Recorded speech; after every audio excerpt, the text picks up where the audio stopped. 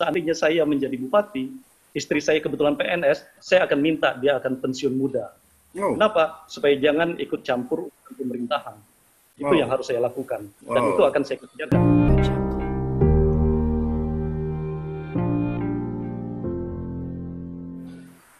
Bismillahirrahmanirrahim. Assalamualaikum warahmatullahi wabarakatuh. Waalaikumsalam warahmatullahi wabarakatuh. Alhamdulillah pemirsa Akademik TV yang berbahagia, kita ketemu lagi. Namun pada kesempatan kali ini kita ketemu di dalam program yang baru. Selain Akademik TV memiliki program yang sudah biasa kita laksanakan seperti Scholar Table, Islamic Life, Semara Budaya, satu lagi kita bikin program yang baru untuk memenuhi dahaga Anda terhadap informasi dan ilmu pengetahuan, yaitu pada hari ini kita akan tayang perdana dengan program yang baru, yaitu resepsi pilkada. Acara resepsi pilkada yang akan kita laksanakan di dalam membahas calon-calon yang akan bakal calon dan calon yang akan maju sebagai pemimpin di daerah-daerah, tidak hanya terbatas daerah Riau ataupun Kepulauan Riau, tapi di mana saja yang bisa terjangkau oleh Akademik TV dan bersedia untuk kita wawancarai. Kita akan wawancara bakal calon dan calon pemimpin daerah-daerah tersebut untuk kita gali visi dan misi mereka masing-masing di dalam memimpin daerah yang nanti akan menjadi amanah yang akan beliau-beliau pimpin tersebut. Oleh karenanya, pada malam hari ini kita bermulai dari kabupaten yang ada di Riau, di Provinsi Riau. Salah satu kabupaten yang ada di Provinsi Riau yaitu Kabupaten Indragiri Hilir. Bersama kita pada malam hari ini, saya tidak hanya sebagai host sendiri, tetapi seperti biasa saya ditemani host oleh salah satu dewan redaksi dari Akademik TV, seperti yang Anda lihat di samping kiri saya, yaitu Mas Bambang. Assalamualaikum Mas Bambang. Waalaikumsalam Pak Obi. Ya, terima kasih ya, sehat selalu. Terima kasih sudah bersedia untuk mendampingi saya di dalam acara resepsi pilkada ini. Dan pemirsa, resepsi pilkada malam hari ini sebagai tayangan perdana, kita akan menayangkan atau mewawancarai salah satu bakal calon pemimpin di Indragiri Hilir, yaitu Bapak Haji Edi Safwan Nur SEMP, atau yang biasa kita kenal dengan Pak Iwan, atau ada juga bilang Pak Iwan Tahir gitu. Assalamualaikum Pak Iwan. Waalaikumsalam warahmatullahi wabarakatuh, Pak. Alhamdulillah. Ya, sehat selalu Pak Iwan. Amin, amin. Sehat juga buat Pak Supiandi dan kawan-kawan semua. Oke, terima kasih, terima kasih. Baik pemirsa resepsi pilkada sekalian, saya akan sedikit memberikan informasi terkait dengan biodata beliau, Bapak Haji Edi Safwan Nur SEMP, kelahiran 25 Mei 1966, agama Islam, pegawai negeri swasta, beralamat di Jalan Ronggo Warsito 2, Pekanbaru, dan beliau juga mungkin nanti bisa dikoreksi Pak Iwan ya kalau ada kesalahan. Pengalaman jabatan beliau sebagai Kabak Umum dan perlengkapan Setda Inhil, juga pernah menjabat sebagai Kadis Perhubungan Inhil, Kadis Penda Inhil, kemudian Kepala BPMPD Inhil, dan jabatan fungsional terakhir sebagai Asesor SDM Provinsi Riau. Demikian Pak Iwan ya? Betul, betul. Oke, pengalaman organisasi beliau di antaranya Ketua AMI Inhil, kemudian Wakil Ketua KNPI Inhil, juga sebagai Ketua Umum PGRI Inhil, Iya. Dan juga Ketua Umum HKTI Inhil. Itu beberapa pengalaman organisasi beliau. Lalu untuk organisasi sosial, beliau sebagai Ketua Yayasan Bin Tahir Pekanbaru, Ketua Yayasan Tasik Gemilang Tembilahan, Mbak Iwan ya? Iya, betul. Oke, lalu pengalaman organisasi di bidang olahraga, beliau Ketua Forki Inhil, juga Ketua Potsi Inhil, dan Ketua Persih Tembilahan. Wah, ini pemirsa sekalian, kalau kita lihat dari biografi beliau ini, orang yang suka olahraga ini, dan juga pengalaman organisasinya luar biasa, dan organisasi sosial juga. Ini jarang-jarang kan orang yang punya pengalaman organisasi sosial ini, seperti Bang Iwan ini siap untuk menyerahkan, mewakafkan dirinya, istilahnya seperti itu, di dalam memimpin Indragiri Hilir ke depan. Dan juga kalau kita lihat pemirsa Akademik TV, pengalaman jabatan beliau di bidang birokrasi juga sangat mumpuni sebagai kabak, kemudian kadis, dan juga beliau ini ternyata sekarang asesor sumber daya manusia gitu. Jadi yang mau jadi kadis, yang mau jadi jabatan-jabatan fungsional itu harus beliau ini dulu nih, beliau kuliti dulu dalam tanda kutip ya, Pak Iwan ya.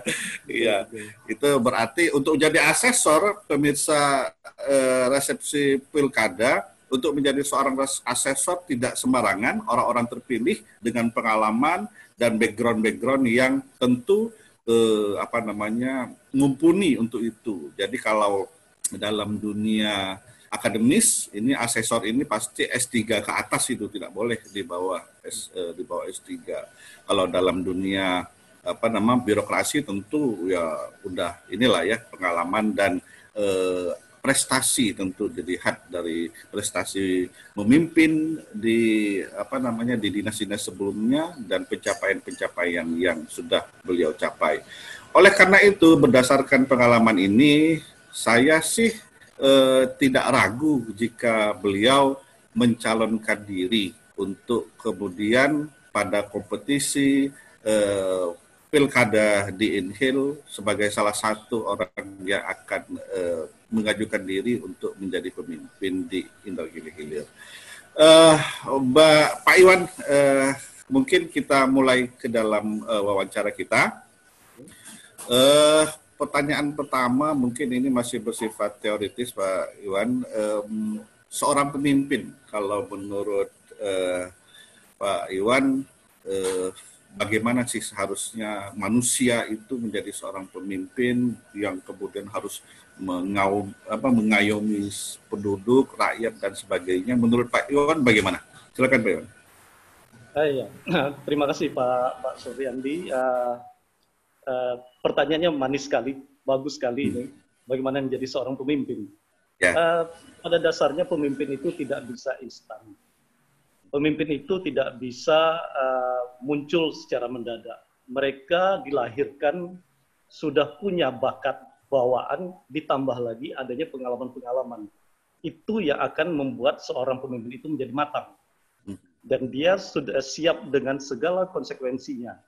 Kenapa? Karena sebagai seorang pemimpin tidak bisa menghadapi persoalan-persoalan yang belum pernah dihadapi ketika dia dalam mengambil keputusan. Nah, karena itu seorang pemimpin itu paling tidak dia pernah melewati masa-masa sulit, dia pernah melewati turun naiknya, fluktuasinya, kondisi real yang selalu dihadapinya, itu akan membuat menjadi matang. Nah, pemimpin yang baik adalah ketika dia, saya istilahkan seorang nakhoda itu baru bisa dikatakan nakhoda apabila dia pernah menghadapi gelombang. Kalau dia belum pernah menghadapi gelombang, maka dia belum seorang nakhoda.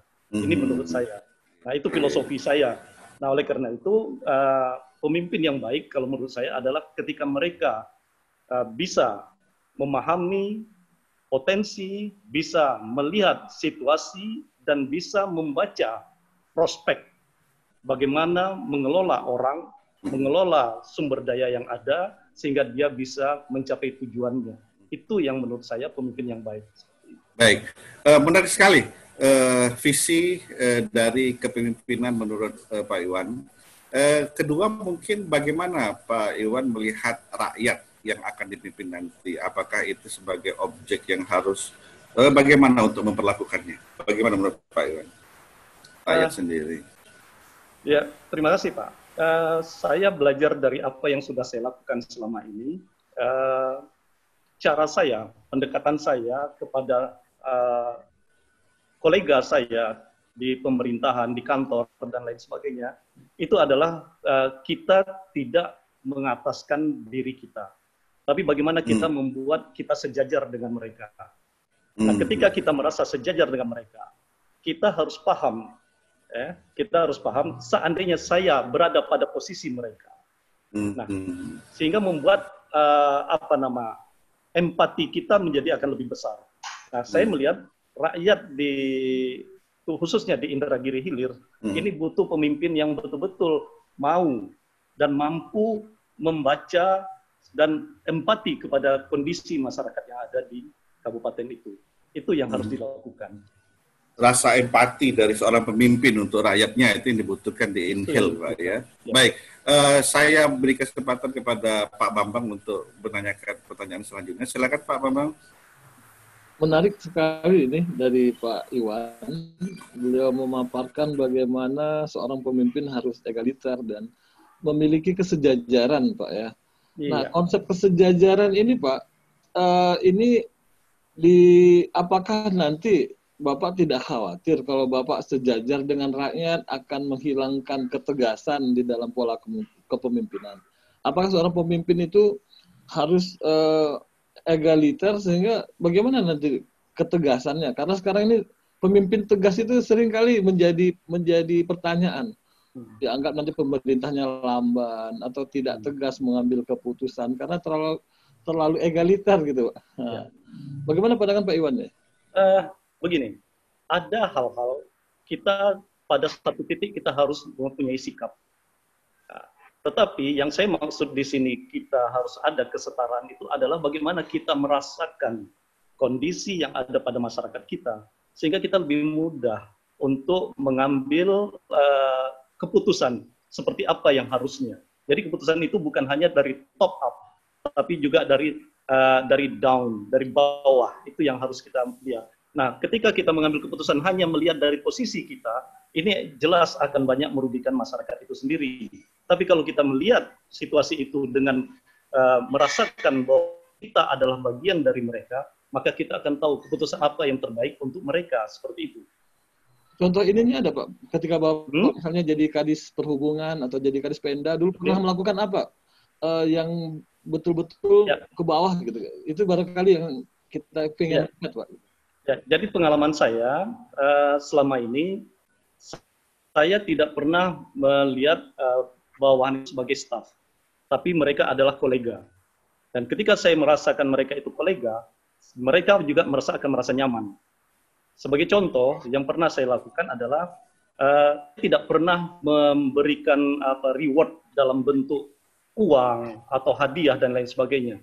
Tetapi saya selalu mengingat setiap ulang tahun staf saya, dan saya berikan sebuah kue ulang tahun, dan itu akan membuat kesan. Membuat kesan sehingga mereka merasakan bahwa perhatian kita pada mereka itu sangat baik. Dan hubungan dekat lakukan itu. Dan ketika kita lakukan perintah apapun, mereka melakukan dengan senang hati. Jadi intinya begini, intinya adalah bikin mereka jatuh cinta sama kita. Itu yang paling penting. Ketika mereka merasa suka dengan kita, maka apapun yang kita minta, apapun yang kita laksanakan, mereka akan dengan senang hati mengerjakannya. Itu contoh sudah saya lakukan. Beruntung sekali nih jadi anggota atau stafnya Pak Iwan ini. Iya. Saya sampai hafal itu setiap tanggal lahir staf itu saya hafal. Itu ya, wah luar biasa itu. Memang apa namanya tidak sederhana semua Pak, kecil tapi dampaknya saya yakin psikologinya. Betul. Jadi begini. Kalau saya beri mereka katakanlah uang saya beri mereka uang satu orang, yang lain akan iri, akan timbul gesekan, pasti kecemburuan. Betul. Tapi ketika mereka ulang tahun, kita berikan sebuah kue ulang tahunnya, mungkin harganya cuma berapa rupiah, tapi kesannya, nah, kawan-kawan yang lain pun bisa ikut menikmati dan bisa ikut bergembira. Itu jauh lebih punya nilai menurut saya. Karena tanggal ulang tahun itu kan private sekali, Pak ya, dan itu memang betul-betul ketika kita masuk ke daerah yang private itu. Dan saya tidak membedakan apakah itu pegawai negeri sipil ataupun itu pegawai harian lepas, tenaga honorer, semua saya anggap sama. Oke. Ya, berarti apa yang menjadi filosofinya Pak Iwan ini bukan hanya dalam tataran teori, tapi memang udah dilakukan dari dulu gitu Pak ya. Iya. Itu sudah saya terapkan sejak saya mulai dari kabak umum. Oke. Jadi kalau kita tanya ke Pak Iwan, sosok siapa pemimpin yang Bapak idolakan atau jadikan panutan itu siapa Pak kira-kira? Mungkin ada idola tertentu dalam dunia kepemimpinan? Ya tentu kalau kita bicara idola, tentu idola saya ya Rasulullah, ya kan. Tetapi kalau saya banyak belajar dari 3 orang. Yang pertama ayah saya sendiri. Kemudian saya belajar dari seorang Bupati Indragiri Hilir, Bapak Usman Deraman, almarhum Usman Deraman. Kemudian juga dari Pak mantan Sekda di Indragiri Hilir, Bapak Jafri Kaca. Itu orang-orang yang banyak mewarnai cara saya memimpin di instansi saya. Gitu ya. Jadi warna-warna dari mereka yang banyak mewarnai ini Bapak ya. Oke. Betul. Poin ini barangkali yang menarik dari mereka apa yang bisa diungkapkan Pak Iwan? Misalnya dari mantan bupati. Pertama, dari ayah dulu biasa dari ayah. Iya. Ayah saya tipe orang yang tidak pernah mengandalkan jabatannya. Beliau sangat sederhana sekali dan beliau mengajarkan kepada saya untuk selalu ramah dengan siapapun. Karena istilah beliau, jangan tinggikan dagu. Setiapapun kamu, jangan pernah meninggikan dagu. Artinya sombong. Sombong, ya. Tapi selalulah menunduk, selalulah senyum, dan dengan cara itu kamu akan dihormati orang. Itu istilah ayah saya. Yang kedua, pelajaran yang saya dapat dari ayah saya adalah, dulu ketika saya SMA, sampai hari ini itu masih terngiang. Ketika saya SMA, ayah saya selalu mengatakan, ingat tanggung jawab. Dan setiap pulang liburan selalu dikatakan, ingat tanggung jawab. Dulu, Iwan kecil selalu mengatakan bahwa kalau bersalah, ya tanggung jawab. Nah, tapi setelah perjalanan hidup, ketika saya kuliah juga tetap ayah saya pesannya cuma 2 kata itu, tanggung jawab. 1 kata itu tanggung jawab. Hanya itu saja. Nah, saya mulai berpikir, apa maksud dari tanggung jawab ini? Nah, disitulah saya mulai menyadari bahwa sebagai anak yang dipercayakan merantau untuk sekolah, tanggung jawab saya harus selesai kuliah tepat waktu. Saya harus bawa ijazah pulang. Itu tanggung pertama. Yang kedua, saya mulai lagi berkembang. Sebagai orang Islam, tanggung jawab saya apa? Nah, tentunya saya melaksanakan ibadah sesuai dengan tuntutan dan tuntunan agama saya, agama Islam. Itu tanggung jawab saya. Nah, ketika saya berkeluarga, tanggung jawab saya adalah bagaimana mengajarkan untuk berjalan dengan jalan agama yang baik. Jadi semua hidup ini kita mulai dengan tanggung jawab, dan itu kata-kata yang selalu saya terngiang ketika ayah saya berpesan kepada saya dari saya SMA sampai saya tamat kuliah. Seperti itu. Itu yang pertama dari ayah saya. Nah, yang kedua, pada saat saya pernah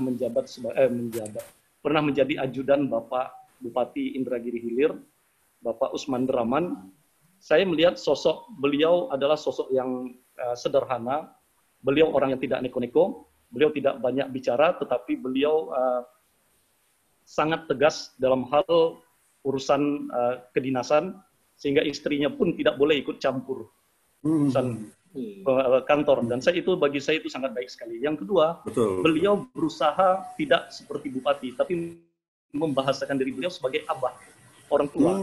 Jadi dia dengan staf, dengan ajudan itu tidak pernah membahasakan diri, kamu staf saya, kamu pembantu saya. Tapi beliau selalu mengatakan, coba ambilkan rokok abah, tolong anukan abah. Nah, seperti itu. Itu yang membuat saya merasa nyaman. Tidak ngebos gitu ya? Iya. Nah, itu yang kedua. Dan yang ketiga dengan Pak Jafri Kaca, mantan Sekda Indragiri Hilir. Beliau ini tipe orang yang tidak pernah memerintah. Selalu dengan menggunakan kata-kata tolong. Selalu dengan menggunakan kata-kata bisa bantu saya. Dan itu menurut saya sangat berpengaruh besar ketimbang dengan kata-kata perintah. Pegawai ini, bawahan ini tidak semata-mata uang yang dicari. Perhatian, rasa saling menghormati itu juga sangat mereka butuhkan. Nah, itu yang mengajarkan saya, tiga orang inilah yang mengajarkan saya bagaimana saya mencoba mengelola kepemimpinan saya ketika saya menjabat di pemerintahan seperti itu. Baik. Pemirsa resepsi pilkada yang berbahagia, sekelumit sudah kita, ini udah bisa tergambar bagaimana kepribadian Pak Iwan, bagaimana sosok beliau ini, dan bagaimana filosofi beliau di dalam kepemimpinan. Cukup menarik, sangat menarik sekali, dan penuh nilai, tidak bisa kita pungkiri, penuh nilai. Sekarang coba kita masuk ke dalam hal yang sifatnya ini ya, hal sifatnya yang real di dalam memimpin ini. Baik, Pak Iwan. Kalau menurut Pak Iwan sendiri, kira-kira mengapa saya layak untuk memimpin Inhil? Itu bagaimana ketika pertanyaan itu diberikan kepada Pak Iwan? Ya, pertama saya melihat bahwa setiap orang punya hak yang sama untuk menjadi pemimpin di Indragiri Hilir. Semua orang Inhil, bukan saja orang Inhil, semua rakyat Indonesia berhak untuk menjadi pemimpin di seluruh wilayah di Indonesia ini. Itu yang pertama. Yang kedua, saya mengatakan kenapa saya layak untuk memimpin Inhil. Saya sangat familiar dengan Indragiri Hilir. Selain saya besar di Indragiri Hilir, saya orang Indragiri Hilir, dan saya mungkin ya, saya satu-satunya pejabat di Indragiri Hilir yang sudah memijak semua desa dusun yang ada di Indragiri Hilir. Itu sudah saya lakukan. Sehingga saya sangat kenal sekali dengan topografinya, dengan monografi masyarakatnya, dengan tipe masyarakatnya, kondisi masyarakat. Saya sangat paham sekali. Karena saya pernah menjabat sebagai Kepala Badan Pemberdayaan Masyarakat Desa. Saya sudah turun di seluruh kecamatan dan desa yang ada di Indragiri Hilir. Waktu itu masih 239 desa kelurahan, dan itu semua sudah saya pijak. Sehingga saya sangat paham sekali, sangat menguasai sekali kondisi real di Indragiri Hilir itu. Itu yang ketiga. Yang keempat, kenapa saya merasa layak memimpin Inhil? Karena saya melihat bahwa Inhil butuh orang-orang yang memiliki keinginan besar untuk mengangkat derajat saudara-saudaranya yang ada di sana. Dan saya merasa saya siap untuk mengangkat derajat mereka. Itu yang membuat saya meyakini bahwa saya layak untuk memimpin Indragiri Hilir. Itu ya, oke. Silakan Mas Bambang untuk lanjut ke pertanyaan selanjutnya. Ya, saya melihat sebuah hal yang sangat tulus ya dari Pak Iwan, bahwasanya memang motivasi utamanya bukan motivasi diri, keluarga, tapi benar-benar ingin menjadikan Inhil yang lebih baik, yang mengangkat derajat masyarakat Inhil. Di sini kami melihat begini Pak Iwan ya, seperti apa sih sebenarnya posisi masyarakat Inhil dibanding masyarakat-masyarakat yang lain di kabupaten kota di Provinsi Riau lah. Karena begini, Inhil itu kan luasannya lumayan luas, mungkin yang kedua ya, terluas di Provinsi Riau. Kemudian juga dari sisi masyarakatnya banyak yang mengatakan Inhil ini masih rendah. Kira-kira persoalan apa ini yang Bapak lihat? Kenapa masyarakat Inhil sulit untuk dapat berkembang maju? Gitu? Kira-kira apa, Pak? Ya, sebenarnya masyarakat Inhil ini adalah masyarakat hebat. Saya melihat bahwa orang-orang Inhil itu adalah orang-orang hebat. Hanya saja saat ini kondisi masyarakat kita di Indragiri Hilir itu tidak terangkat ya, tidak terangkat. Karena apa? Karena akses untuk mendapatkan akses mereka sangat sulit sekali. Nah, baik itu akses jalan, akses internet misalnya, sehingga mereka banyak masyarakat kita, apalagi di Indragiri Hilir, kita 70% itu berada di pedesaan. Dan pedesaan kita adalah pedesaan yang sulit dijangkau. Ya. Kita ambil contoh saja, di Indragiri Hilir itu ada desa yang namanya Desa Kelapa Patih Jaya. Itu desa terluar, terjauh dari Tembilahan. Untuk sampai ke Tembilahan saja, mereka butuh uang hampir 600.000. Itu dari sisi akses. Belum lagi sisi ekonomi. Ya. Untuk membangun di desa Kelapa Patih Jaya seperti itu saja, harga 1 kubik kerikil itu bisa sampai 1 juta lebih. Kenapa? Karena untuk membawanya sangat sulit sekali. Tidak adanya akses jalan, harus pindah pompong dan lain sebagainya. Nah, itu yang menyebabkan masyarakat Indragiri Hilir sedikit tertinggal dibanding masyarakat lain. Bukan berarti tertinggal, kita agak terlambat. Ya. Agak terlambat, saya tidak ingin menggunakan istilah tertinggal. Karena saya tidak melihat orang ini itu tertinggal. Tapi terlambat pembangunan, terlambat pendidikannya, karena akses yang sulit itu. Nah, ini yang harus kita angkat. Nah, bagaimana cara mengangkat derajatnya? Pertama, bangun akses ke seluruh desa, kelurahan. Hari ini banyak desa sudah tersambung. Tapi dari desa ke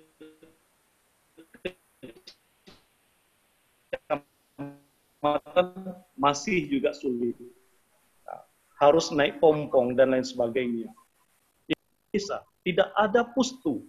Nah, dulu saya pernah punya gagasan membuat rumah singgah bersalin. Kenapa? Karena saya melihat sendiri, ada orang yang meninggal di pompong karena terlambat dibawa ke Kidan.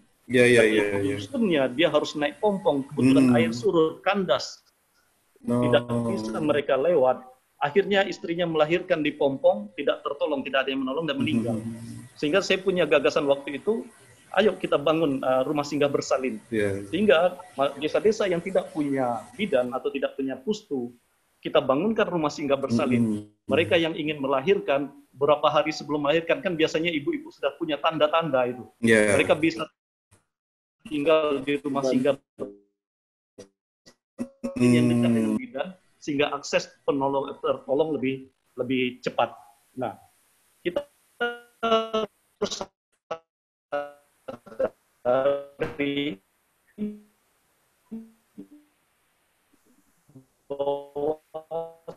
saat ini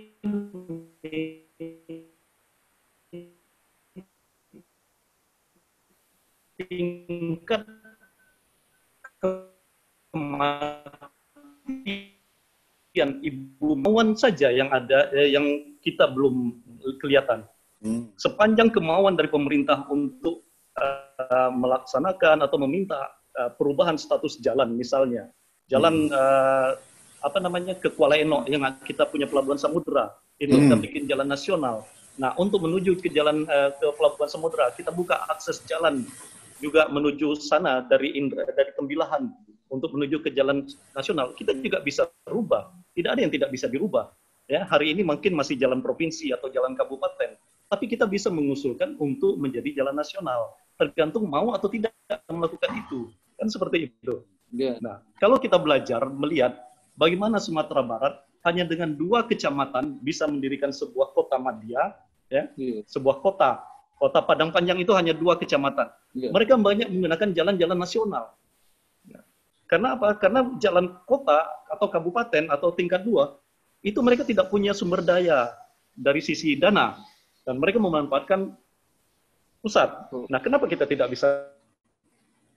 Sebenarnya kita bisa lakukan itu tinggal kemauan dari pihak pemerintah, bagaimana caranya mendorong, apakah itu Bapedanya, apakah itu PUPR-nya, untuk melobi pusat sehingga bisa merubah jalan nasional menjadi jalan provinsi menjadi jalan nasional dan lain sebagainya. Seperti itu. Ya, Pak. Baik. Ya baik, sangat menarik sekali.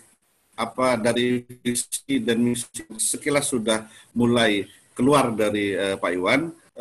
Mungkin saya mau beralih ke pertanyaan kedua. Selanjutnya maksud saya, jika nih kita berbicara berandai-andai saja dulu, jika seandainya nanti Pak Iwan memang terpilih sebagai pemimpin di INHIL, siapa orang pertama yang kira-kira Pak Iwan akan ucapkan terima kasih karena sudah memenangkan pilkada tersebut? Aduh, ini pertanyaan berat karena sebenarnya orang tidak suka berandai-andai. Saya bukan yang suka berandai-andai. Tetapi bagaimanapun juga, tentu kita berterima kasih dulu kepada orang yang mempercayai kita. Saya akan berterima kasih pada orang yang percaya kepada saya. Karena saya punya apa-apa selain modal kepercayaan. Nah, ketika kepercayaan itu diberikan kepada kita, tentu kita akan berterima kasih. Sebagai contoh, mungkin saya akan berterima kasih kepada keluarga saya yang telah memberikan kepercayaan pada saya untuk mewakafkan diri saya pada masyarakat. Kepada masyarakat saya juga berterima kasih karena memberikan kepercayaan untuk memimpin. Nah, jadi kepercayaan itu bagi saya sangat mahal dan itu harus saya rawat. Nah, karena itu terima kasih saya tidak hanya kepada si A atau si B, tetapi kepada orang yang memberikan kepercayaan kepada saya. Saya akan terima kasih sebanyak. Ini menarik nih sebenarnya Pak Iwan, pertanyaan Pak Opi ini. Karena kebanyakan pemimpin ya ini tanda kutip kita sebagai rahasia umum kan banyak yang didukung oleh para sponsor, rata-rata perusahaan dan orang-orang yang punya kepentingan gitu. Yeah. Apa Pak Iwan nanti nggak terpikir akan bagaimana berterima kasih pada mereka nih? Apa Pak Iwan siap tanpa sponsor atau gimana gitu? Jadi gini. Terima kasih itu gini yang bahaya nih. Ya, saya sebenarnya tidak menutup ya kemungkinan setiap orang yang ikut pilkada mungkin ada dukungan sponsor dari pihak lain. Tetapi satu hal yang perlu kita garis bawahi, sepanjang orang membantu, ya, dengan tidak ada embel-embel di belakangnya, kenapa tidak? Kita akan berterima kasih sekali. Tetapi kalau ada embel-embel, mohon maaf, karena kita tidak bisa dibeli dengan embel-embel seperti itu. Kenapa saya katakan ini? Ini saya tidak ingin munafik juga, karena saya melihat bahwa banyak pejabat hari ini, pemimpin yang terjebak dengan situasi seperti itu. Nah, saya tidak ingin seperti itu. Kita harus belajar dari pengalaman orang lain. Ya, kita belajar dari pengalaman orang lain, jangan sampai kita terjebak dengan hal-hal seperti kita akan masyarakat sengsara. Baik, ini jawaban saya. Komitmen ya, ini pemirsa resepsi pilkada ini kita tanda kutipkan kata-kata tidak dibeli. Ya. Ini merupakan kunci poin yang ya memang tidak bisa menawar lagi kan gitu, karena bagaimanapun juga yang diemban itu adalah masyarakat gitu. Masyarakat secara keseluruhan, bukan masyarakat per kelompok seperti itu.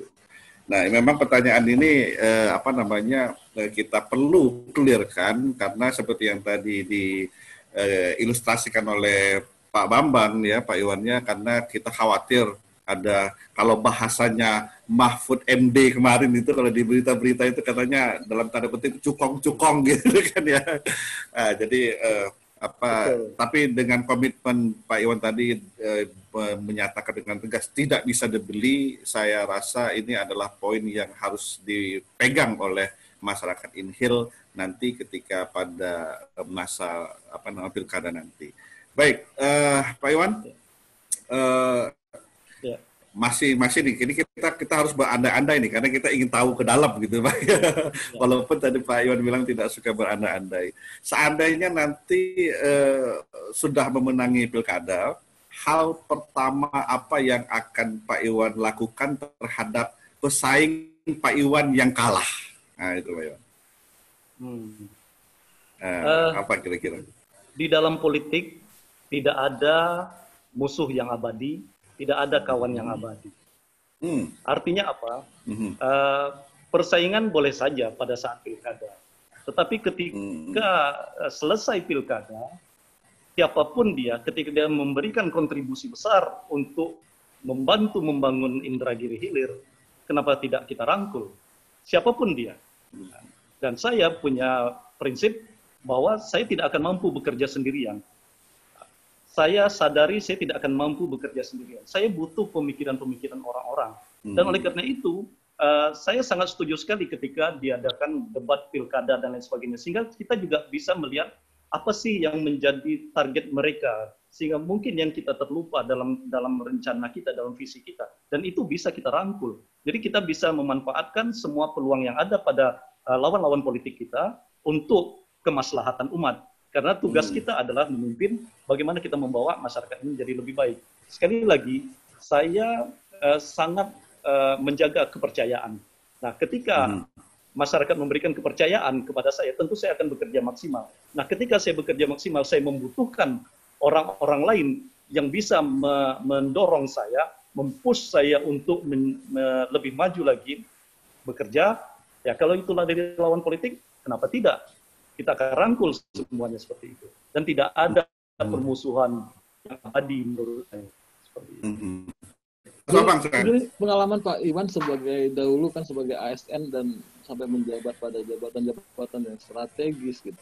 Itu kan bisa melihat pergantian kepala daerah itu selalu diikuti oleh pergantian struktur. Jadi ada ketakutan barangkali di pimpinan-pimpinan ASN mungkin yang punya jabatan 4, 3, 2 gitu. Itu ada kekhawatiran nanti ini kalau ada pergantian pimpinan ini dicampakkan lah kasarnya gitu. Digeser. Itu seperti apa menghadapinya gitu. Nah, sekarang kan, ini kebetulan nih berkaitan dengan pekerjaan saya. Iya, betul. Sekarang, untuk menduduki jabatan, itu kan harus melakukan asesmen. Jadi kita tidak bisa lagi mengatakan bahwa saya suka dengan ini, saya tidak suka dengan ini. Iya. Walaupun kewenangan akhir itu ada pada pejabat pembina kepegawaian, yaitu gubernur atau bupati atau wali kota. Memang ada kewenangannya untuk menentukan. Betul. Tetapi kalau saya berprinsip, tadi saya katakan bahwa untuk mendorong Indragiri Hilir lebih maju, ya kita butuh orang-orang. Nah, orang-orang yang seperti apa? Tentunya mereka yang punya kompetensi yang baik. Nah, dengan asesmen yang kita lakukan, kebetulan saya punya pengalaman melakukan asesmen, dan saya tahu betul yang layak dan yang tidak layak. Dan ketika kita melihat yang layak yang dipakai, memang terlihat actionnya jauh lebih baik ketimbang yang tidak layak dipakai.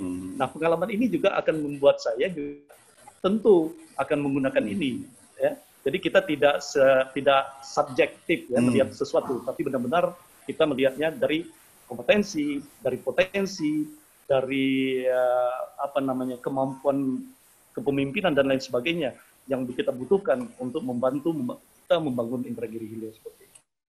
Jadi seandainya saya terpilih seperti yang dikatakan Pak Sofiandi tadi, ya tentu kita akan manfaatkan semua orang yang ada. Terlepas mereka tadinya yang itu masyarakat Indragiri Hilir, saya tidak ambil pusing dengan hal-hal seperti itu. Baik, iya, menarik sekali, semakin menarik pemirsa Resepsi Pilkada. Tidak ada kamus like and dislike di dalam ini ya, Pak Iwan nanti di dalam memimpin. Yang penting adalah kompetensi. Memang untuk diajak naik perahu istilahnya bersama-sama kita menyelesaikan masalah ya, why not gitu Pak Iwan ya. Baik. Ini kita mulai masuk ke hal-hal yang lebih spesifik lagi, Pak Iwan. Dalam hal pemberantasan korupsi, jika seandainya di tengah perjalanan pemerintahan Pak Iwan nanti, ternyata ada orang terdekat Pak Iwan yang terbukti korupsi. Nah, itu apa yang akan Pak Iwan lakukan?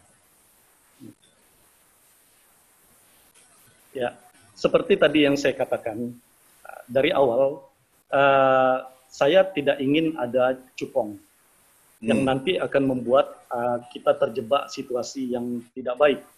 Nah, oleh karena itu, kalau menurut saya tidak akan menempatkan katakanlah keluarga saya atau apa untuk hal-hal jabatan-jabatan yang strategis. Sepanjang mereka tidak punya kompetensi, saya tidak akan gunakan mereka. Itu satu. Yang kedua, saya juga punya komitmen. Seandainya saya menjadi bupati, istri saya kebetulan PNS, saya akan minta dia akan pensiun muda. Kenapa? Supaya jangan ikut campur urusan pemerintahan. Itu yang harus saya lakukan. Dan itu akan saya kerjakan. Luar biasa ya. Jadi saya tidak akan memberikan jabatan kepada saya, jabatan dan lain sebagainya. Jadi saya akan fokus bekerja, istri saya harus fokus mengurus rumah tangga atau PKK, tidak boleh ikut campur urusan pemerintahan. Nah, dengan cara itu saya akan bisa meminimalisir ya, kemungkinan katakanlah korupsi dari orang-orang dekat saya. Ya. Saya tidak ingin ada tim sukses yang memanfaatkan saya. Karena itu tadi saya katakan, saya tidak butuh cukong. Kalau mereka membantu saya, oke, kita jalan. Tapi kalau mereka ada udang di balik batunya, mohon maaf. Saya punya ketegasan karena saya bupati, saya harus atur sendiri pemerintahan ini. Tidak boleh dicampuri dengan kepentingan-kepentingan lain seperti ini. Baik. Mas Abang, mau diulas lagi?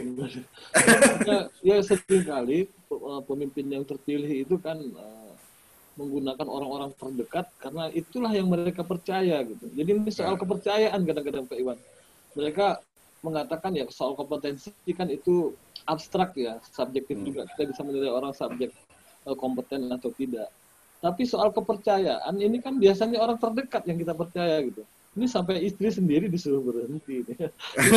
Pembuktian kayaknya kalau Pak Iwan ingin buktikan, ini contohnya loh. Istri saya saja saya suruh berhenti. Masa kalian minta? Jadi gini, itu menarik tuh Pak Iwan.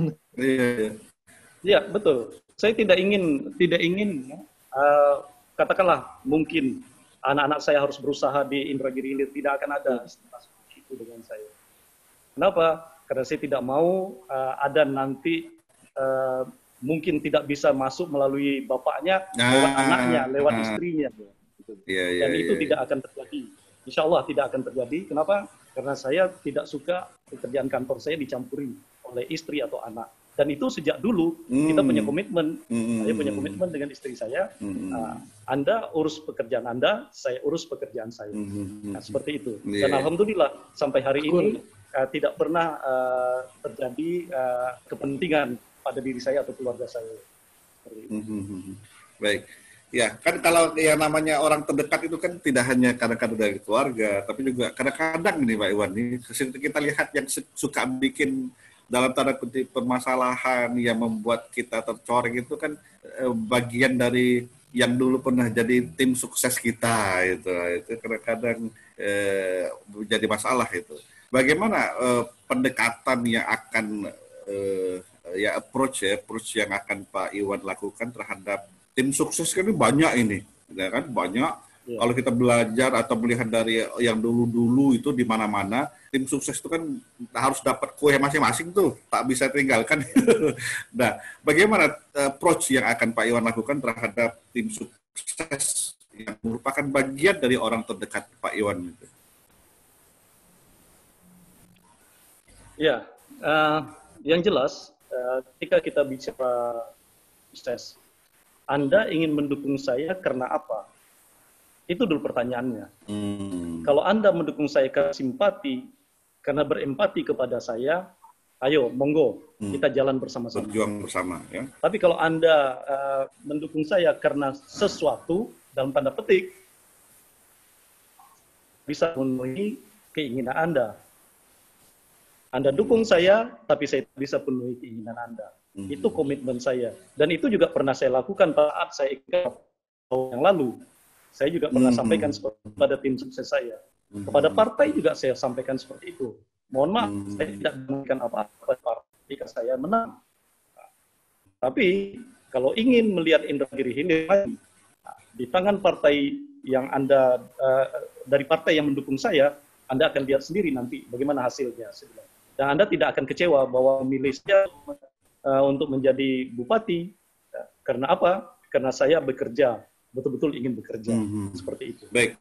Jadi saya punya komitmen tidak ingin mencampur adukan kepentingan kelompok-kelompok, katakanlah itu tim sukses, nanti timnya yang sukses. Akan itu betul Pak Iwan. Baik, pemirsa resepsi pilkada sekalian, ya ini komitmen yang seperti ini yang memang berat sesungguhnya, tapi kalau kita lihat dari Pak Iwan kan beliau hal-hal yang tadi beliau sebutkan itu bukan barang baru, tapi memang sudah dilakukan dari dahulu-dahulu ketika beliau menjabat di jabatan-jabatan strategis. Jadi memang bukan asal sebut, bukan asal ngomong saja, tapi memang sudah dibuktikan di dalam tugas yang sudah beliau emban sebelum-sebelumnya. Jadi luar biasa sekali. Kita masuk ke pertanyaan selanjutnya, Pak Iwan. Apa potensi sumber daya manusia dan potensi sumber daya alam inhil yang Bapak ketahui yang bisa dikembangkan?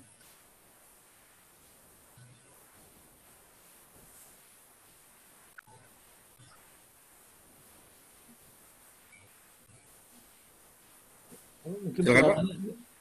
Bisa didengar, Pak, pertanyaan saya? Halo, gimana? Ya, apa potensi... belum putus. Oke, baik. Saya ulangi lagi. Apa potensi sumber daya manusia dan sumber daya alam inhil yang Bapak ketahui yang bisa dikembangkan? Ya. Baik, bicara sumber daya manusia, sebenarnya inhil tadi sudah saya katakan punya potensi luar biasa. Masyarakat inhil itu cerdas, orangnya pintar-pintar. Tetapi hari ini satu kelemahan kita di Indragiri Hilir adalah motivasi. Motivasi kita masih rendah ya untuk melanjutkan pendidikan, apalagi sampai ke perguruan tinggi. Kita tahu di Indragiri Hilir setiap tahunnya ada 6.000 anak-anak kita yang tamat SLTA sederajat. 6.000 ada 6.000-an. Iya. Ya, tetapi pertanyaannya, kemana mereka setelah itu? Kalau kita ambil saja 10% mereka sekolah keluar, baru berarti ada 600 orang sekolah di luar Indragiri Hilir. Sementara di Indragiri Hilir sendiri kita punya universitas, kita punya perguruan tinggi, itu tidak sama yang melanjutkan ke perguruan tinggi. Nah, 70%-nya kemana? Kenapa? Karena mereka selalu mengatakan, saya lihat dan saya amati, banyak masyarakat kita di pedesaan merasa sudah cukup. Karena alasan pertama, biaya. Yang kedua, tadi saya sampaikan, susah jauh dari desa, susah mau tahan dan lain sebagainya. Nah, sebenarnya ini kan masalah motivasi. Ya. Banyak orang-orang, kita lihat orang-orang sukses, itu dari orang yang susah. Tapi mereka punya motivasi besar, mereka bisa maju. Nah, kita potensi di Indragiri Hilir itu sangat besar, tinggal bagaimana kita memotivasi mereka untuk mau melanjutkan perguruan tinggi. Nggak usah jauh-jauh lah, di Indragiri Hilir saja masih banyak dosen-dosen kita yang masih enggan untuk ke S3. Itu membuktikan bahwa motivasinya juga terbatas sampai S2. Iya. Seperti itu. Nah, ini yang harus kita push mereka, kita dorong mereka untuk bisa meningkatkan kualitas diri mereka. Nah, jadi kalau dilihat potensi sumber daya manusia di Inhil itu sangat besar potensinya, ya, sangat besar sekali. Nah, disinilah peran pemerintah, bagaimana membuat mereka mau. Caranya bagaimana? Ya, tentu pemerintah memberikan motivasi dengan cara memberikan beasiswa seluas-luasnya kepada masyarakat Indragiri Hilir dalam hal pendidikan. Oke, saat ini SD, SMP, mungkin SMA tidak ada lagi biaya katakanlah SPP dan lain sebagainya. Yang sekolah yang melanjutkan perguruan tinggi bagaimana? Nah, ini juga perlu didapat dukungan penuh dari pemerintah seperti itu. Mungkin itu yang perlu kita lihat dari SDM-nya Indragiri. Kalau bicara sumber daya alam, yang hari ini kalau saya lihat yang belum kita garap, yang belum mendapat perhatian penuh adalah sumber daya perairan. Hari ini kita selalu bicara kelapa, kita selalu masih cerita tentang masa lalu, kejayaan masa lalu Inhil kebun kelapa. Padahal kelapanya saat ini yang terluas adalah kelapa yang sudah muncung, yang sudah habis. Adalah itu yang masih kita bangga. banggakan. Kita punya sumber daya alam yang lain. Kita punya sumber daya alam perairan. Hari ini kita melihat bahwa itu sama sekali belum tergarap dengan serius oleh pemerintah di Kabupaten Indragiri Hilir. Kalau itu bisa digarap, kita lihat ada 40-50% desa kita itu ada di perairan, di pesisir. Yang notabene masyarakatnya mayoritas adalah nelayan. Tapi hari ini, masyarakat nelayan ini, mereka dipaksa untuk bertahan hidup dengan cara mereka, menjual dengan tengkulak, menjual hanya ke pasar dengan eceran. Kenapa ini tidak dikelola oleh pemerintah dengan baik? Padahal dia punya potensi yang luar biasa. Bagan Siapi Api bisa besar, kenapa? Karena mereka punya potensi. Kita juga punya potensi, mungkin tidak kalah dari Bagan Siapi Api. Nah ini juga harus kita garap seperti itu. Itu sumber daya alam kita yang belum sepenuhnya digarap dengan baik, kalau menurut saya. Oke. Pak Bambang, ada yang bisa ditanyakan lagi? Ya, kalau saya melihat bahwasannya ide untuk menggarap kekayaan alam dari sisi perairan, itu artinya kan merubah mindset masyarakat dari berkebun kelapa yang dahulunya memang mudah, Pak. Tidak perlu apa-apa, yang penting sekali 3 bulan keluar 50.000, satu tongkang, kali 1.000 aja udah 50 juta. Kan gitu, Pak. Ini mindset gampang mendapatkan uang gitu. Kalau nelayan kan nengok air laut, gelombang, kemudian ikan, kemudian juga lagi belumlah hasil tangkapan yang dibeli murah oleh tengkulak. Itu kan banyak problem. Bagaimana merubah mindset masyarakat ini, Pak? Sehingga mereka tidak lagi bertumpu pada kelapa yang kata Bapak tadi sudah mulai habis ya. Sebenarnya karena itu dari dulu uang mudah itu. Kelapa itu kan uang mudah. Tidak perlu banyak perawatan, banyak ini segala macam kan dapat uang. Satu kapal itu bisa 30.000, 50.000, kalau harga 1.000 aja udah 50 juta kan. Nah, ini merubah ini seperti apa, Pak Iwan? Kita tidak merubah mindset, Pak. Tapi kita mendorong para nelayan kita yang ada di Indragiri Hilir. Nelayan kita itu tidak punya kebun kelapa, mereka memang nelayan. Ya. Mata pencarian mereka memang nelayan. Itu yang kita dorong, itu yang kita angkat. Ya. Hari ini mereka menjual kepada tengkulak. Kenapa pemerintah tidak buat badan usaha milik daerah yang khusus mengelola ikan-ikan tangkapan mereka yang harganya mungkin bisa kita tingkatkan dan kita bisa bangun cold storage di tempat-tempat yang mungkin punya potensi besar untuk menampung ikan-ikan mereka. Betul. Jadi kita tidak mengganggu petani, merubah petani menjadi nelayan, tidak. Yang petani biarlah mereka bertani, tetap kita akan perhatikan. Tetapi nelayan, perairan kita yang punya sumber daya alam cukup menjanjikan, ini yang kita garap. Jadi kita tidak merubah mindset mereka, bagaimana mereka kita tingkatkan penghasilan mereka. Caranya ya seperti itu, bangun cold storage, ambil hasil mereka, buka badan usaha milik daerah yang mengelola perikanan. Saya yakin itu akan lebih baik untuk masyarakat nelayan kita, seperti itu. Menarik sekali, saya ingin coba kembali lagi menggali hal sifatnya sumber daya manusia dulu, Pak ya. Tadi kan masalah pendidikan yang lebih Bapak sentuh. Kira-kira apa lagi yang selama ini terabaikan, Pak, dari potensi sumber daya manusia Inhil itu sendiri, Pak? Kalau yang lain, kalau menurut saya, ya saya melihat pemerintahan di Indragiri Hilir selama ini sudah cukup, ya, sudah cukuplah memperhatikan. Tinggal mungkin yang terabaikan itu menurut saya ya satu dari sisi pendidikan tadi, yang kedua mungkin dari sisi kesehatan, ya. Kesehatan kita juga masih belum maksimal. Ya. Kenapa belum maksimal? Mungkin karena APBD kita yang masih kecil. Kita juga tidak bisa menyalahkan pemerintahan yang hari ini atau pemerintahan sebelumnya. Yang saya lihat adalah pemanfaatan APBD-nya yang mungkin belum tergarap sehingga potensi sumber daya manusia kita menjadi sedikit lebih lambat berkembangnya daripada daerah lain. Jadi potensi kita selain dari sisi pendidikan, kesehatan itu lebih harus mungkin itu. Baik, kalau dari sekian potensi sumber daya alam Inhil yang selama ini masih belum tergarap, apa kira-kira Pak yang mungkin nanti Bapak akan garap? Ya, pertama tadi perairan, ya. Perairan belum maksimal kita menggarapnya. Yang kedua, tentu kita tetap ya mempertahankan atau katakanlah mencoba mengupgrade ya kelapa-kelapa rakyat ini. Ya.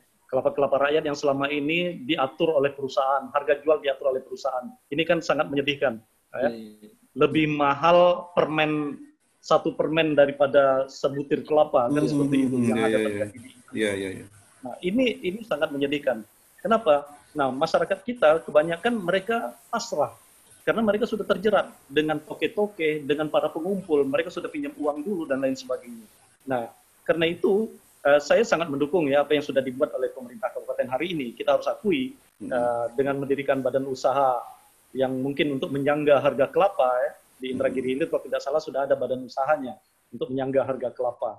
Nah itu sudah sangat baik, tapi mungkin belum maksimal. Nah ini yang perlu kita maksimalkan supaya kelapa-kelapa petani kita bisa harganya lebih baik lagi daripada harga-harga saat ini seperti itu. Jadi kelapa tetap akan menjadi keseriusan kita dalam menggarapnya. Selain kita juga akan menggali potensi di perairan kita. Baik, itu kita juga punya ya, seperti ada sedikit batu bara, tapi hari ini batu bara kita masih mentah, ya, masih muda. Batu bara kita masih muda, sehingga belum harga jualnya juga masih tidak maksimal untuk mengangkat PAD kita. Baik. Kalau sumber daya alam yang ada ini dari sekian banyak itu, apakah prioritasnya masih di kelapa atau bagaimana Pak nanti Pak? Ya kita tidak boleh menutup mata. Kelapa hari ini bukan lagi menjadi andalan utama. Hari ini orang sudah beralih ke sawit. Ya. Hari ini orang sudah beralih ke pinang. Karena harga pinang lebih stabil. Harga sawit mungkin lebih baik dan lain sebagainya. Nah, tetapi harus kita akui bahwa Inhil ini tidak semua desa, tidak semua wilayah bisa ditanami sawit. Kalaupun bisa ditanami sawit, harganya juga akan hancur. Kenapa? Karena cost-nya sangat tinggi. Ya. Mulai dari menurunkan, naikkan ke pompong, naikkan lagi ke pelabuhan naik lagi ke mobil, baru dibawa ke pabrik, itu cost-nya sangat tinggi. Sehingga harga sawit di daerah pesisir itu sangat tidak sehat menurut saya kalau dipaksakan untuk membangun perkebunan sawit seperti itu oleh masyarakat. Nah, jadi kita harus pilah juga. Kita harus bikin wilayah-wilayah seperti di Cina misalnya. Cina itu ada nama daerah yang khusus ngerjain jeruk saja. Kebunnya kebun jeruk saja. Nanti ada kebunnya kebun anggur saja. Nama distrik-distriknya. Nah, kita juga bisa seperti itu. Mungkin kalau daerah-daerah pinggiran sungai mungkin sudah intrusi air laut, kelapa kita tidak tumbuh, kenapa tidak kita coba tanam pinang? Kita kembangkan pinang, karena harga pinang juga sudah sangat baik. Tidak salah hari ini 12.000 per kilo. Harga hari ini. Nah, saya nggak tahu apakah ada penurunan atau peningkatan. Tapi itu stabil. Pinang itu tidak fluktuasinya sangat kecil, sehingga lebih menguntungkan seperti itu. Ketimbang harus menanam sawit di daerah rawa. Ya. Lebih bagus tanam sawitnya daerah Indragiri Hilir bagian selatan, ya seperti di Kemuning, Keritang, itu mungkin lebih maksimal hasilnya. Mungkin seperti itu. Jadi harus ada. Nah, wilayah tengah mungkin bisa kita bangun untuk perkebunan kelapa yang kita peduli, yang harus kita upgrade. Kelapa-kelapa kita yang sudah mulai mungkin tidak produktif, kita upgrade, ya, kita lakukan lagi replanting sehingga mereka bisa tumbuh lagi dengan baik. Kemudian mungkin pintu-pintu airnya, pintu klepnya dan lain sebagainya itu dibenahi lagi. Ya, hari ini mungkin tidak terbenahi, tanggul-tanggulnya mungkin harus kita benahi dengan baik. Nah, itu juga akan bisa meningkatkan hasil produksi kelapanya. Nah, di daerah perairan, daerah pesisir, mungkin kita lebih fokus kepada pinang dan tadi sumber daya airnya, ya, sumber daya perairan. Mungkin itu menurut saya. Iya, Mas Bambang ini menarik sekali karena tidak seperti yang dulu-dulu gitu ya. Beliau punya visi yang lebih general dalam arti tidak tidak mengeneralisasi segala ini kelapa semuanya, tapi ada bagian-bagian yang mereka beliau ini pengalaman beliau di pemberdayaan masyarakat desa itu sangat membantu untuk memahami topografi, sangat membantu. Dan sehingga saya tahu monografi desa itu saya sangat hafal. Jadi sudah matang istilahnya itu ya. Jadi Bapak apa namanya sangat menguasai masalah sekali ini, luar biasa. Mungkin Mas Bambang ada satu hal karena di saya tinggal satu pertanyaan dan kita tinggal waktu tidak kurang dari 7 menit lagi nih waktu kita ini. Langsung ke bagian akhir aja nih. Baik, pemirsa resepsi pilkada channel YouTube Academic TV sudah mungkin Anda sudah dapat sedikit banyak untuk menilai ya bagaimana sosok calon pimpinan Inhil ke depan dari Pak Iwan ini. Sangat menarik sekali, beliau menguasai masalah, harus diakui sangat-sangat menguasai masalah dari ekonomi, hukum dan sebagainya karena background serta pengalaman beliau yang sudah membentuk beliau menjadi personal yang matang di dalam hal itu. Nah, ini pertanyaan terakhir mungkin kayaknya harus betul-betul dijawab dengan baik oleh Pak Iwan ini karena terkait dengan personality Pak Iwan, dan ini saya yakin juga masyarakat Inhil ingin tahu lebih banyak tentang hal ini. Pertanyaannya begini Pak Iwan, apa kekurangan yang ada pada diri Pak Iwan sendiri? Mungkin Pak Iwan bisa ungkapkan. Silakan Pak Iwan. Ya, kelemahan saya yang paling jelas adalah saya termasuk orang yang mudah percaya. Itu kelemahan saya. Saya sangat mudah percaya kepada orang, tapi saya juga punya prinsip ketika orang baik kepada saya harus lebih baik dari mereka. Tapi ketika saya dikhianati, maka saya akan lebih tegas kepada mereka. Nah, kelemahan saya hanya di situ. Saya lihat kelemahan saya terlalu mudah percaya pada orang. Dan ini juga saya harus belajar untuk selalu mengantisipasi kelemahan-kelemahan saya seperti ini. Yang paling jelas. Biasanya kalau kata orang, jadikan kelemahan itu sebagai kunci untuk menang gitu. Kira-kira dari kelemahan Bapak ini apa kira-kira yang Bapak balikkan untuk kemudian ini menjadi kekuatan saya? Kira-kira apa itu? Betul. Nah, karena itu tadi saya katakan bahwa saya sangat mudah percaya sama orang. Dan di awal tadi saya katakan bahwa karena saya punya prinsip, ketika orang percaya sama saya akan jaga kepercayaan itu. Nah, jadi ketika saya memberikan kepercayaan pada orang, saya minta mereka juga punya komitmen yang sama. Dan itu akan membuat saya lebih kuat. Ketika kepercayaan itu kita berikan pada mereka, dan mereka bekerja dengan maksimal dengan kepercayaan yang saya berikan, saya yakin hasilnya akan lebih optimal. Nah, bagaimana cara mereka mau melaksanakan kepercayaan saya? Dekati mereka, curi hatinya, seperti mereka akan merasa nyaman dan mereka akan setia untuk bekerja bersama-sama. Iya, luar biasa. Kerjasama dan sama-sama bekerja. Luar biasa. Mas Bambang, gimana komentar Anda, Mas Bambang? Pak Iwan ini memang sosok yang sudah siap, yang matang sekali untuk menang pilkada 2 tahun ya, masih 2 tahun ya? Kurang. 2 tahun ya Pak Iwan ya. Jadi kalau kita lihat 2 tahun ke depan, mudah-mudahan apa yang kita dapat dari Pak Iwan hari ini, potensi beliau, pikiran-pikirannya ini akan dapat diserap oleh masyarakat sehingga bisa meyakinkan bahwasannya memang Pak Iwan ini memang sosok yang ditunggu untuk mensejahterakan masyarakat Inhil.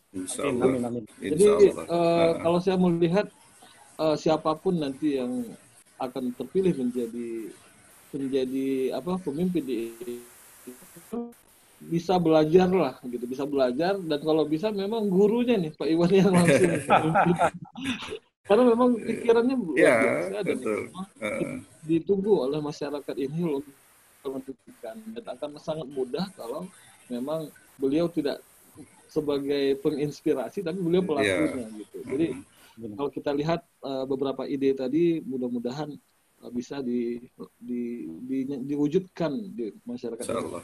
Insyaallah. Iya.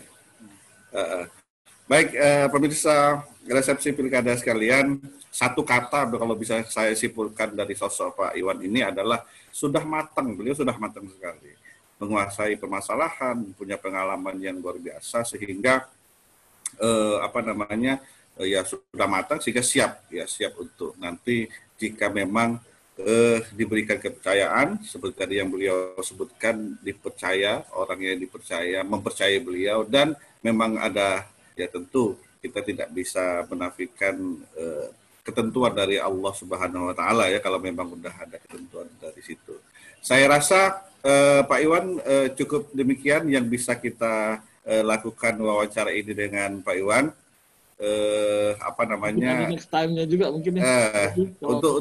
Untuk kali ini kita sekedar untuk menampilkan sosok Pak Iwan biar orang tahu siapa Pak Iwan, bagaimana filosofi hidupnya, dan bagaimana visi misi beliau secara umum ya, secara general di dalam pengembangan Indragiri Hilir sebagai bupati nantinya jika dipercaya.